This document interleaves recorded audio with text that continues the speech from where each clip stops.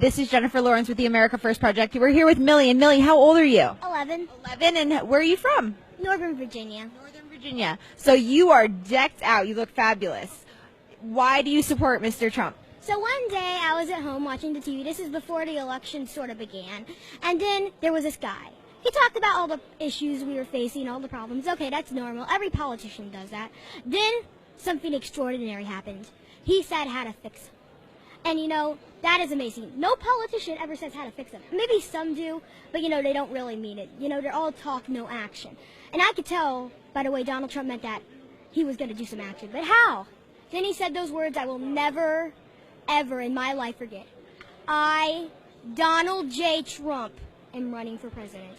And he talked about all these issues. And one of the other reasons I like him is because this is my favorite reason. We will build a wall on our southern borders, and Mexico, no buts about it, Mexico will pay for the wall. Mexico, not us. Mexico, one way or another, they are paying for that wall. They will. Do you talk about this to your teacher? Oh, yeah, she's actually a Republican. Oh, she is? Does anybody in your school give you a hard time for supporting Mr. Trump? Lots of the kids in my class do. Mostly the sixth graders do a lot, Yeah. What do they say to you? Well, they say they really know me for my golden jacket I love, but then they say, oh, it's Trump girl and stuff like that. But, I don't let it get to me. So what are the major problems you see in this country? Immigration, I love immigrants. If they come here legally. I don't like the word illegally. I like legally. And if they're not going to do that, we have to put some precautions. As a kid, what do you see as other than immigration, what is the other problems that you see? Education. The teachers union controls everything. So I like how Donald Trump put in charge of education a lady named Miss Betsy, I think.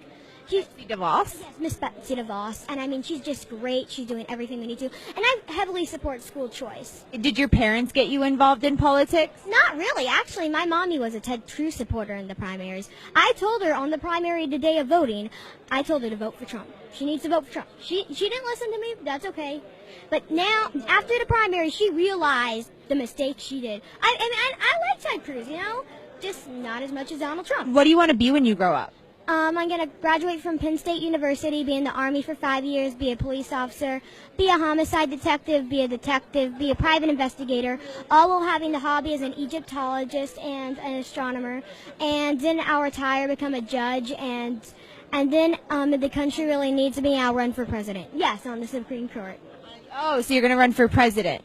That would be awesome. And what are you going to run like Mr. Trump ran and tell the media that, they're not what is going to make the world go around anymore, that it's the American people that are what's going to make the world go around? Of course. But I don't know the way I'll run for president, because I don't know what the politics will be like when I grow up. Maybe something will change, maybe the media will be a little bit nicer. Not going to happen.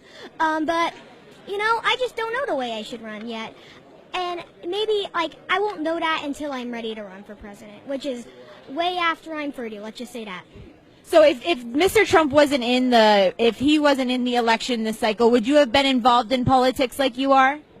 I don't really know. I've always been involved in politics, but just not really that much, just a little bit. But, without Trump, I wouldn't be here. I wouldn't be at CPAC. I would just be at home, watching TV, playing video games, watching Disney, maybe watching a little bit of news, but not as much as I do now.